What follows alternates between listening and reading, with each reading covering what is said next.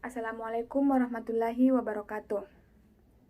Perkenalkan, nama saya Hasma, nomor induk mahasiswa 4522080, kelas 1D, Prodi D4 Administrasi Bisnis. Baiklah, langsung saja saya akan menjelaskan arti sempit dan arti luas administrasi.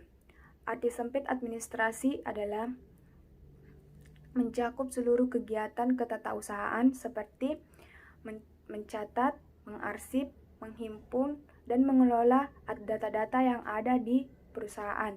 Sedangkan arti luas administrasi adalah mencakup seluruh kegiatan dalam organisasi seperti aspek organisasi manajemen, komunikasi, informasi, personalia, keuangan, perlengkapan, dan hubungan publik. Yang kedua, perbedaan administrasi niaga dan administrasi publik. Administrasi niaga adalah untuk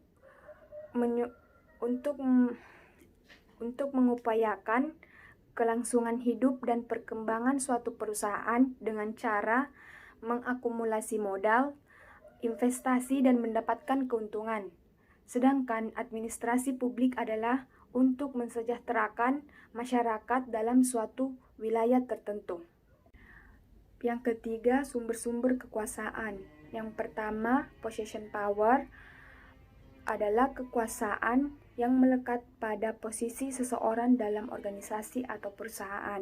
Yang kedua, personal power, kekuasaan yang ada pada pribadi orang tersebut sebagai hubungan sosialnya.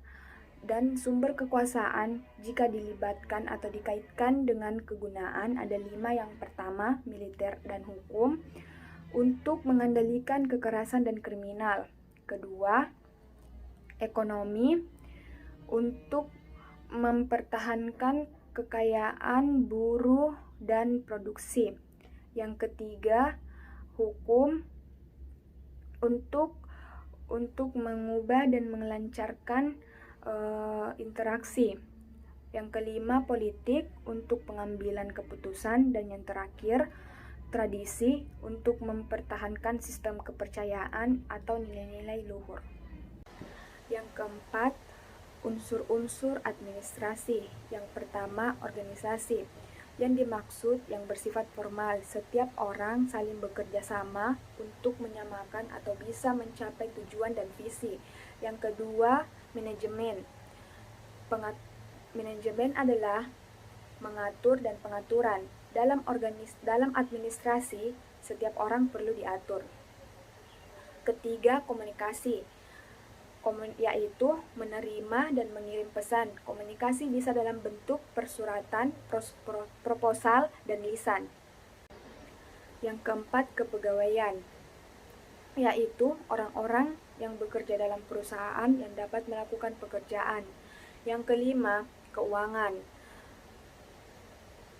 yang terkait dengan operasionalisasi di mana perusahaan bisa dijalankan.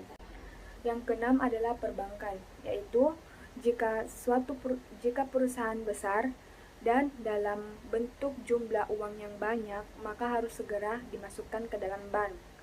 Yang ketujuh, tata usaha, terkait dengan perkantoran dan administrasi kantor yang berjalan dengan baik dan lancar seperti data-data kantor dan lain-lain.